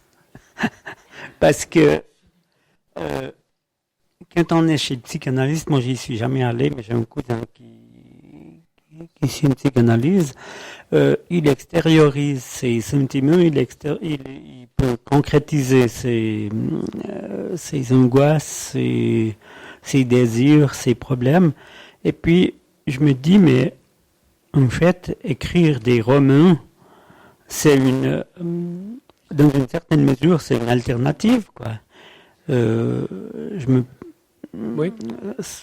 Voilà. Alors, Quelle oui, réflexion avez-vous à faire j'ai compris, à ce sujet? Oui, merci. En tout cas, c'est vraisemblablement une façon parmi d'autres de s'alléger d'un certain nombre de choses. Peut-être de mettre parfois de côté un poids qu'on peut avoir. Mais je pense encore une fois que ça agit assez différemment pour chaque livre. Par exemple, justement, on faisait allusion à ce personnage assez nocif du tapis de course. Moi, je pense que d'avoir écrit ce livre, en tout cas, ça m'a... c'est-à-dire, les bas instincts qui habitent ce personnage du tapis de course, je pense qu'on les a tous. Donc peut-être, pour moi, c'était une façon de me débarrasser de quelque chose à quoi j'ai pas du tout envie de ressembler ou contre lequel je peux lutter. Et ça peut passer par l'écriture. Donc voilà.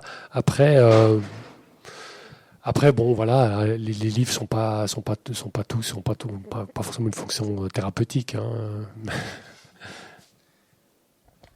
Alors, c'est Monique Cozandet. Je viens de lire Le tapis de course. J'ai beaucoup aimé et j'encourage en tout cas à l'écouter ou à le lire. Vous avez dit que les personnes qui pratiquaient l'art brut avaient souvent des problèmes mentaux. Moi, je n'en suis pas sûr. Enfin, je sais pas. Oui, vous avez raison. Non, vous avez tout fait raison. Ils n'ont pas tous des problèmes mentaux. Tout à fait. Et puis, en parlant de l'art brut, alors j'encourage Benigno à aller voir une belle exposition qui est en ce moment au musée de l'art brut sur des personnes qui pratiquent l'art brut je trouve plus le nom. À Cuba. À Cuba, je pense que tu es au courant. C'est une belle exposition. Voilà, je vous remercie. Oui, vous avez entièrement raison de faire cette remarque, quoi. Et puis peut-être même il faudrait, de toute façon, enfin, comment dire ça? Vous voyez, aussi avec cette histoire de... Nous, dans notre galerie, justement, on exposait des gens qui étaient proches de l'art brut, et puis on exposait des jeunes auteurs, enfin des jeunes plasticiennes, comme ça. Certains sont devenus plus ou moins connus, d'ailleurs. Mais à un moment donné, pour moi, même toute distinction devient ridicule, quoi. À un moment donné, on est face à un artiste. Voilà. Et puis pas catalogué, exactement, quoi. On devrait même sortir de ça. Et d'ailleurs, il y a des commissaires d'exposition qui l'ont très bien compris. Le premier, d'ailleurs, qui avait très bien compris ça, c'est Harald Zeman, qui était un Suisse, hein, qui avait fait des expositions à la fin des années 60, qui était le premier qui avait mis des œuvres d'art contemporain d'artistes très connus, et puis avec des gens complètement, justement, qui sortaient de l'art brut ou des choses plus folkloriques, entre guillemets, je sais pas comment dire ça. Et puis il mélangeait ça, et pour lui, il y avait pas de distinction dans le sens où, voilà, pour lui, c'était un travail fort d'abord, peu importe par qui il avait été fait, quoi, ou dans quelles conditions. Ouais. Oui, vous avez raison. Bonjour, moi je m'appelle Nathalie Berry-Desprats et puis je donne ma voix ici. Et moi je me demandais si vous aviez la tentation d'écrire. Moi j'ai une fille qui était dyslexique, très dyslexique, et puis si vous aviez la tentation d'écrire quelque chose pour justement les gens où la langue est une ennemie et puis où ils détestent la littérature, etc. Enfin, si ça vous une espèce, peut-être pas un exercice, mais tout d'un coup de correspondre à un public plutôt que peut-être de dire des choses.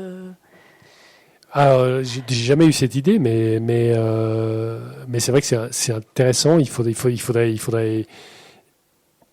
creuser il faudrait quand même creuser assez fortement la question, quoi. C'est-à-dire pour dire qu'est-ce que ça veut dire, enfin, quelle serait l'attente de ces gens, quoi. Qu'est-ce qu'ils voudraient lire, quoi. Qu'est-ce qu'ils pourraient lire, qu'est-ce qu'ils voudraient lire. Donc, ouais, il faudrait affiner tout ça. En fait, ça serait d'inverser un peu le rapport. Vous écrivez ce que vous avez envie de voilà, dire, et puis ça. Tout d'un coup, si vous deviez correspondre. Je comprends, ouais. Mais bon, la contrainte, elle peut être très stimulante, hein, en art, quelle qu'elle soit. Donc, ouais, à creuser ou à couver. Ouais.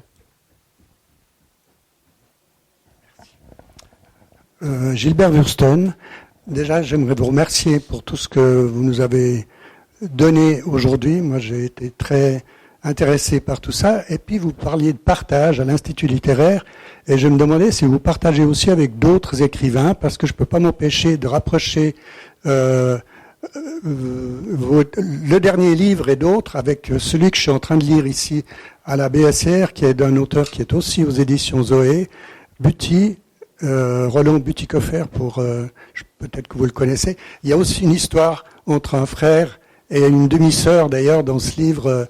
C'est ça qui m'a fait le rapprocher avec ce que vous disiez. Oui, alors, mais c'est drôle que vous citiez Roland Buty-Coffer parce que il se trouve que 4 fois par année à la Bibliothèque des Palinges, en fait, je reçois des écrivains aussi. Et puis je m'étais dit que le prochain que j'allais contacter c'était lui. donc vous ne croyez pas si bien dire.